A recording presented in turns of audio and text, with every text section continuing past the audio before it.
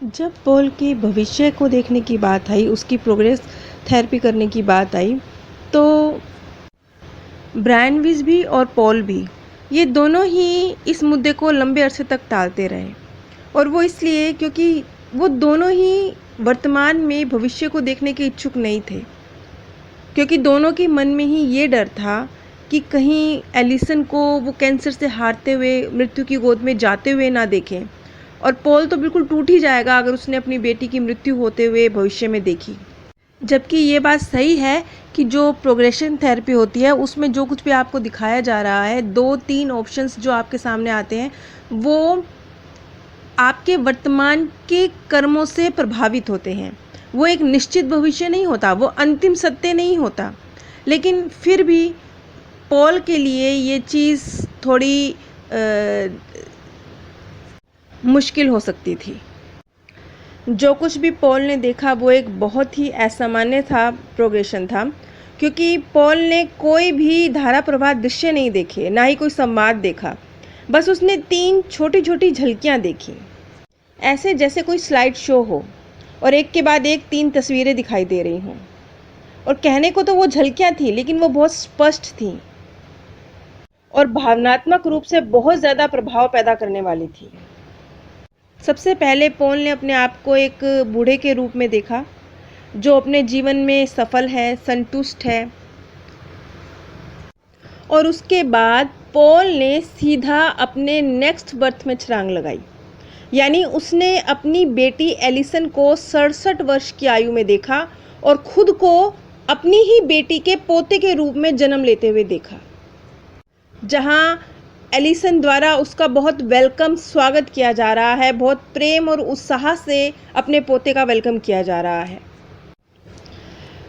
जब इस थेरेपी से बाहर आए पॉल, तो ब्रायन विज का उनसे पहला सवाल था, क्या आपको ऐसा नहीं लगता कि जो कुछ भी आपने देखा वो महज आपकी इच्छाओं की पूर्ति जैसा है? इस पर पॉल का जवाब था, बिल्कुल नहीं। हाँ, ऐसा ज़रूर हो सकता है। मैं समझ सकता हूँ कि आपके मन में इस तरह की शंका क्यों पैदा हुई होगी, लेकिन मैंने आज तक इस तरह की कोई कल्पना नहीं की है। ये कल्पनाओं का कमाल नहीं है। मैं इस तरह की बातें नहीं सोचता हूँ और इस तरह के दृश्य भी मैंने आज तक नहीं देखे, और वो ऐसे दृश्य थे जो बिल्कुल असली मालूम पड़ रहे थे। और वैसे भी पॉल एक ईसाई धर्म से ताल्लुक़ रखने वाला व्यक्ति है, वो तो पुनर्जन्म की थ्योरी पर विश्वास भी नहीं करते। तो पॉल कभी स्वप्न में भी ऐसा ख्याल नहीं ला सकता कि वो एलिसन के पोते के रूप में उसका बर्थ होगा। और क्योंकि पॉल ने कभी इस तरह की कोई बात सोची ही नहीं, तो ये उसकी कल्पनाओं की पूर्ति तो नहीं हो सकता। खैर, जब पॉल ने अपने आप को एलिसन के पोते के रूप में बर्थ लेते हुए देखा, तो वो और ज़्यादा शांत हो गया, रिलैक्स हो गया, क्योंकि उसकी समझ में आ गया कि एलिसन अपनी बीमारी से तो बाहर निकल जाएगी, इसीलिए तो वो अपने पोते का वेलकम करेगी। हालांकि ब्रायन विज को बार बार ये ख्याल आ रहा था कि जो पॉल ने देखा है वो कुछ ज़्यादा ही परफेक्ट है। यहाँ तक कि जो एलिसन के पोते के रूप में पॉल ने अपना बर्थ देखा, यहाँ पर भी प्रेम पाने की इच्छा है, क्योंकि एलिसन के साथ जो उसके प्रेम संबंध रहे, कभी सहेली के रूप में, कभी प्रेमिका के रूप में, कभी पत्नी के रूप में, वो हमेशा टूटते रहे हैं।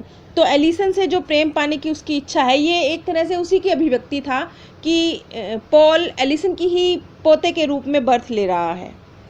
खैर, जो भी हो, अंत ये था कि पॉल ने जो कुछ भी देखा था उसे उस पर पूरा विश्वास था, और उसका कहना था कि ये उसकी कल्पनाएं हरगिज़ नहीं हो सकती। और मैं अपना रीबर्थ एलिसन के पोते के रूप में कभी नहीं देख पाता अगर एलिसन ठीक नहीं होती। इसका मतलब एलिसन जल्दी ही ठीक हो जाएगी। लेकिन ब्रायन विज परेशान थे। उन्हें एलिसन की हालत देख के लग रहा था कि कहीं एलिसन ना बच पाई तो पॉल का क्या होगा? क्या उसने जो धैर्य रखने का गुण है वो सीखा भी है?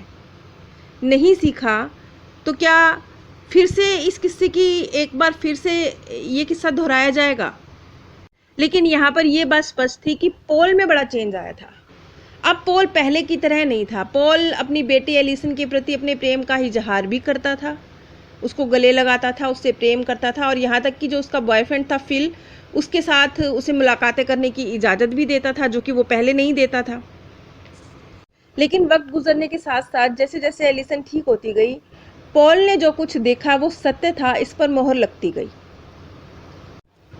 ब्रैनविस का कहना था कि पॉल ने जो एलिसन को उनके बॉयफ्रेंड से मिलने की इजाज़त दी, जो कि वो पहले नहीं देते थे, और ख़ुद भी प्रेम का इजहार किया जो पहले वो नहीं करते थे, अपनी बेटी से एक दूरी बना के रखते थे, अगर होती भी थी तो उन दोनों के बीच में बहुत कठोर बातचीत होती थी। तो जब इस तरीके से एलिसन तक दोहरा प्रेम पहुंचा, पिता का भी और प्रेमी का भी, और वो भी अब प्रेम का इजहार करती थी, तो शायद जो उसका प्रतिरक्षा तंत्र है, जो उसकी आंतरिक प्रणाली है, उसमें पॉजिटिव सुधार आए और ये उसकी बीमारी से रिकवर करने की वजह बने। इस केस से ये समझ में आता है कि यदि आपकी परिवार में कोई बीमार है तो जितना असर दवाइयाँ रखती हैं उतना ही असर आपका प्यार भी उनके लिए रखता है। एक्चुअली पॉल के अंदर जो भी परिवर्तन आया, पॉल ने जो कुछ देखा, इसका क्रेडिट खुद पॉल को ही जाता है, क्योंकि पॉल ने अक्खड़पंथी का सबूत नहीं दिया। वो चाहता तो वो पूर्व जन्म की थेरेपी करवाने से इनकार कर सकता था, अपना फ्यूचर जन्म भी देखने से इनकार कर सकता था, क्योंकि ब्रैनविस जिस तरह के इन्वायरमेंट में रहते हैं, एक ईसाई कम्युनिटी के बीच में रहते हैं, तो वहाँ तो इस चीज़ को वैसे ही खारिज किया जाता है। लेकिन जब पॉल की अंतरात्मा से अपने अंदर बदलाव करने की चाहत आई, तब पॉल ने ये एक बहुत साहसिक कदम उठाया, जो उसने अपने धर्म के विरुद्ध जाकर भी पुनर्जन्म की इस प्रक्रिया से गुजरने का फैसला किया और अपने भविष्य को देखने का फैसला किया। और सिर्फ फैसला नहीं किया, अपने अंदर चेंजेस लाए। प्रेम का मार्ग जो वो पहले नहीं अपनाता था, ना प्रदर्शित करता था, ना पाता था प्रेम, कुछ भी नहीं, वो दोनों चीज़ों में उसने अपने आप में चेंजेस लाए। प्रेम देना और लेना दोनों सीखा।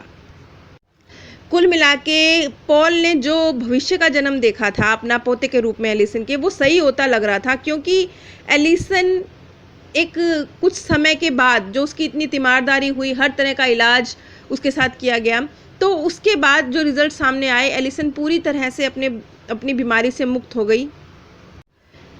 अब इस केस से ये बात स्पष्ट होती है कि बिना धैर्य के मन की शांति संभव नहीं है। यहाँ तक कि ज्ञान को पाने के लिए भी धैर्य रखना पड़ता है।